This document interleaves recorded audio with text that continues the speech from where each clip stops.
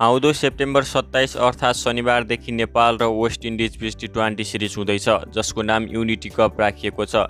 Unity कपको live युट्युबमा हुन्छ कि नै, कसले लाइभ गर्छ, म्याच कति बजे हुन्छ, बिहान हुन्छ कि साँझ, सम्पूर्ण क्वेसनहरूको उत्तर तपाईँले आजको यस भिडियो मार्फत पाउनुहुनेछ। त्यसैले यस भिडियोलाई कति पनि स्किप नगरी फुल भिडियो हेर्नुहोला। च्यानलमा नयाँ हुनुहुन्छ भने च्यानललाई सब्स्क्राइब गर्न पनि नभुल्नुहोला।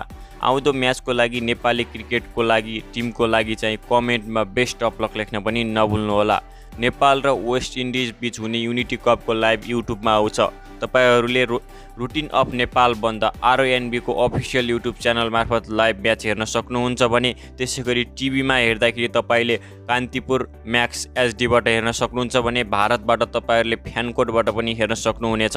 त्यसै गरी नेपाली समयअनुसार साँझ 8:15 देखि म्याचहरू सुरु हुनेछन्, जस अन्तर्गत भन्नुपर्दा पहिलो सेप्टेम्बर 27 का दिन, दोस्रो चाहिँ सेप्टेम्बर 28 र तेस्रो सेप्टेम्बर 30 को दिन चाहिँ म्याच हुनेछ।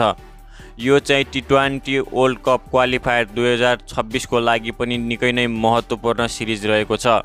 त्यसै गरी नेपाली टिम नयाँ जर्सीका साथ नयाँ उमङ्गसहित मैदानमा उत्रिएको छ। नेपाली क्रिकेट र अन्य अपडेटको लागि हाम्रो च्यानललाई सब्स्क्राइब गरी हामीसँगै जोडिनुहोला। धन्यवाद।